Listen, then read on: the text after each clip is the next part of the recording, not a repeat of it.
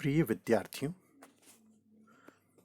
मैं डॉक्टर कुलदीप फड़िया, सह आचार्य राजनीति विज्ञान, राजकीय मीरा कन्या महाविद्यालय उदयपुर।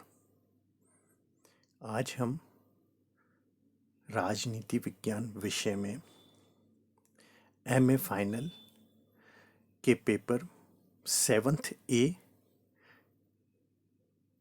जिसका नाम है social and political thought in modern India, अर्थात आधुनिक भारत में सामाजिक एवं राजनीतिक चिंतन, इसके अंतर्गत जिस अध्याय पर चर्चा करेंगे वह है आधुनिक भारत, सामाजिक, आर्थिक और राजनीतिक विचारधारा का निर्माण। यहाँ हम ये देखने का प्रयास करेंगे कि जैसे आज हम आधुनिक भारत कहते हैं, स्वतंत्रता के बाद हमने आधुनिक भारत का निर्माण किया। स्वतंत्रता से पूर्व और विशेषतः 19वीं शताब्दी में ऐसे क्या परिवर्तन आए जिन्होंने आधुनिक भारत की एक नींव हमारे समक्ष रखी। कहा जाता है कि 19वीं शताब्दी के पहले दशकों में पाश्चात्य प्रभाव के कारण आत्मलोचन और धार्मिक और सामाजिक सुधारों की प्रक्रिया आरंभ हो चुकी थी। इस शताब्दी के उत्तरार्ध में यह प्रक्रिया और भी तेज हो गई। विभिन्न धार्मिक चुनौतियों ने इसे बल देने का कार्य किया। भारत में आधुनिक या आधुनिकता का पर्याय पुनर्जागरण के रूप में भी कई विचारक संबोधित करते हैं। पुनर्जागरण को, जिसे हम अंग्रेजी भाषा में रेनेसा कहते हैं, मूल रूप से एक फ्रांसीसी शब्द है जिसका अर्थ होता है फिर से जागना। भारतीय सभ्यता अत्यंत प्राचीन है और प्राचीन होने के साथ साथ वह अपने समय की विश्व की सबसे उन्नत सभ्यता रही है। कहा जाता है कि पश्चिम ने, पूर्व ने भारत से ही सीखा है। आधुनिक युग का प्रारंभ पुनर्जागरण से होता है, किंतु यहाँ जब हम पुनर्जागृत भारत की बात कर रहे हैं तो उसका अर्थ है कि भारत में होने वाले धार्मिक एवं सामाजिक सुधार आंदोलन ने जन आंदोलन का किस प्रकार से रूप धारण किया था। पुनर्जागरण के प्रणेताओं ने भारत के प्राचीन गौरव को पुनः स्थापित करने का प्रयास किया और इसके साथ ही प्राचीन सभ्यता के दोषों को दूर करते हुए समाज के लिए प्रगति का नया आधार तैयार किया, अर्थात नवीन विचार भी दिए। और उस नवीनता के साथ साथ जो समय के साथ साथ भारतीय सोच, भारतीय परंपराओं, प्रथाओं, रीति रिवाजों में जो परिवर्तन आ गए थे जो कि नकारात्मक थे, उन्हें भी दूर करने का प्रयास इस दौर में किया गया। पुनर्जागरण के प्रणेताओं ने भारत की जनता में यह विश्वास जागृत किया कि भारतीय सभ्यता और संस्कृति विश्व में श्रेष्ठतम है। पुनर्जागरण के प्रणेताओं ने भारत के प्राचीन गौरव को पुनः स्थापित करने का प्रयास किया और इसके दोषों को दूर करते हुए समाज के लिए प्रगति का एक नए आयाम तैयार किया।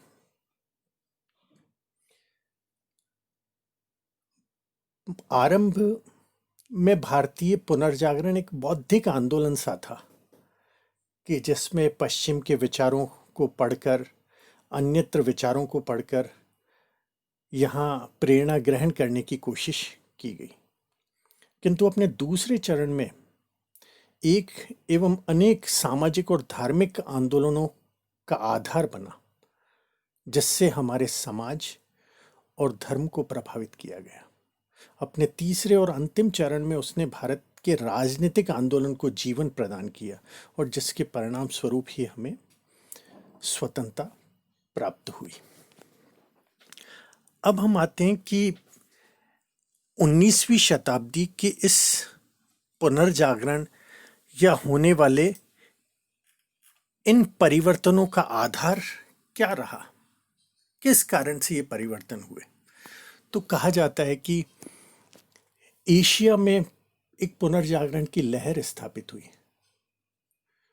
चीन में बहुत अधिक परिवर्तन आए।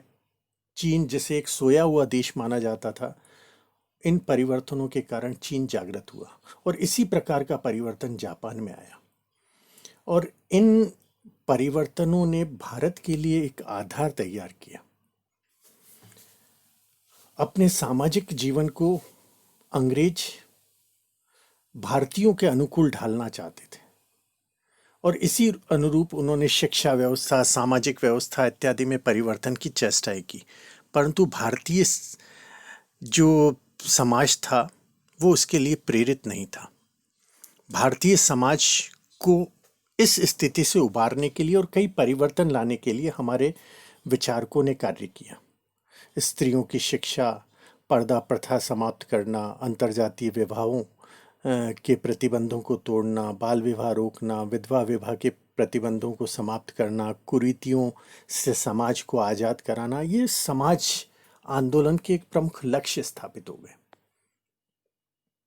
दूसरा एक महत्वपूर्ण कारण जो इसके पीछे दिखाई देता है वह है अंग्रेजों के द्वारा भारतीय जनता का उत्पीड़न और विशेषतः आर्थिक शोषण।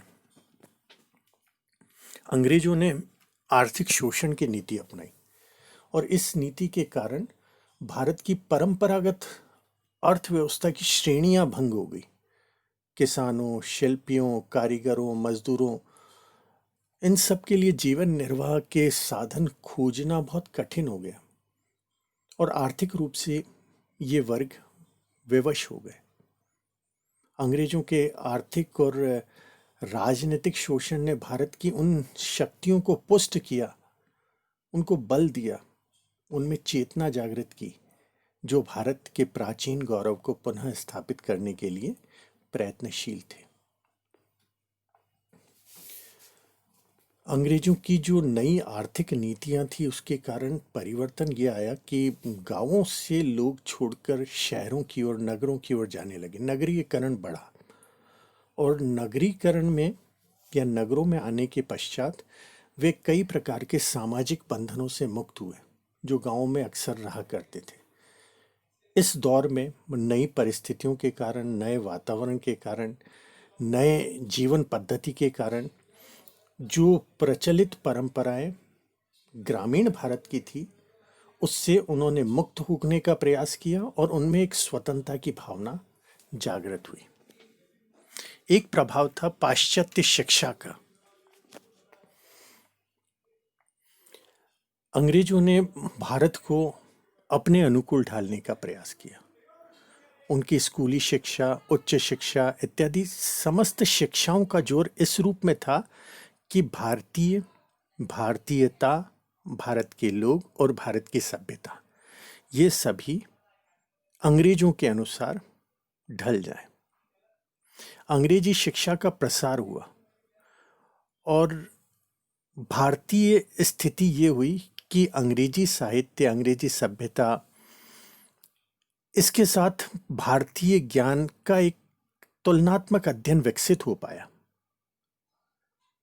शैक्षणिक क्षेत्र में आधुनिक प्रवृत्तियां जगी और अंग्रेजी साहित्य में निहित स्वतंत्रता और लोकतंत्र की भावनाओं ने भारतीयों के हृदय को झकझोर दिया। क्योंकि अंग्रेजों का जो साहित्य दिखाई देता है, चाहे वो पुरातन साहित्य हो, चाहे बेंथम हो, मिल हो, स्पेंसर हो, जॉन लॉक हो, इन सभी विचारकों ने स्वतंत्रता की धारणा पर सबसे अधिक जोर दिया है। तो भारतीयों ने यह समझा और उनमें गुलामी के प्रति घृणा उत्पन्न हो गई। उन्होंने समझा कि गुलामी का मुख्य कारण हमारे समाज और हमारी सामाजिकता का खोखलापन है। जो विभिन्न कारणों से हम पर लादा गया है, और लादने का मुख्य प्रयास अंग्रेजी शिक्षा पद्धति के कारण हुआ है, और इस रूप में भारतीयों को इससे प्रेरणा मिली। तीसरा एक कारण माना जाता है कि ईसाई धर्म प्रचारकों ने भारत में भारतीय धर्म का मजाक उड़ाया और उसके ढांचे की आलोचना की। कई बार अपशब्दों का प्रयोग किया। धर्म सभी श्रेष्ठ हैं, परंतु अंग्रेजों के समय में जो अंग्रेज मिशनरी ने काम किया वो केवल इस रूप में किया कि ईसाई धर्म को भारतीयता पर लादने का प्रयास किया गया। ईसाई मिशनरियों के द्वारा धार्मिक और आध्यात्मिक क्षेत्र में काम करने, सेवा करने की बात तो समझ में अक्सर आती है हमें, परंतु अन्य धर्मों को झूठा, आडंबरी, पाखंडी इस प्रकार से बताया जाना अनुचित था। और भारत में जो गवर्नर जनरल कार्य कर रहे थे, चाहे वे कॉर्नवालिस हों या कॉर्नवालिस से लेकर कैनिंग तक, लॉर्ड कैनिंग तक, और उसके बाद अनेक गवर्नर जनरल जो थे, उनका भारतीय धर्म के प्रति जो रुख था वो तिरस्कारपूर्ण था। कई governor general, Lord Bentinck, Metcalfe, Macaulay इत्यादि कुरीतियों और अंधविश्वास को दूर करना चाहते थे, परंतु उनका सुधारवादी दृष्टिकोण पाश्चात्यता से प्रेरित रहा, और इस रूप में भारतीयों में कई भारतीय विचारकों, राजा राम मोहन राय, दयानंद सरस्वती, स्वामी विवेकानंद, रामकृष्ण परमहंस, ऐसे लोगों ने आकर उन्हें अपनी सभ्यता का ज्ञान कराया, अपनी सामाजिक श्रेणी का ज्ञान कराया, और ये बताया कि भारतीय धर्म पद्धति, आध्यात्मिकता विश्व में अन्य किसी भी आध्यात्मिक प्रणाली से श्रेष्ठकर है। एक बड़ा प्रभाव भारतीय समाचार पत्र और साहित्य का पड़ा। भारतीय समाचार पत्रों, पत्रिकाओं, साहित्य इत्यादि इस रूप में प्रकाशित हुए कि उन्होंने भारतीयता की भावना को बल दिया। प्रेस की स्थापना से विचारों के आदान प्रदान की सुविधा हुई। कुछ ऐसे समाचार पत्र और पत्रिकाएं प्रकाशित हुई जिसमें अंग्रेज सरकार के दुर्व्यवहार, जातीय विभेद की नीति, शोषण इत्यादि के समाचार लगातार प्रकाशित होते रहे, और भारतीय सामाजिक और राजनीतिक ढांचे को इसने प्रभावित किया। भारतीय राष्ट्रवादियों के विचार इसमें प्रकाशित होते थे, इसमें लेख लिखे जाते थे। इससे भारतीयों में जागरूकता उत्पन्न हुई। रेलों के निर्माण, डाक तार इत्यादि ने भी इसको बल दिया, जिससे समाचार पत्रों का पाठ्य वर्ग व्यापक हो गया। तो इन सभी कारणों ने भारत में पुनर्जागरण की एक अद्भुत लहर पैदा कर दी, और इस लहर के कारण भारत में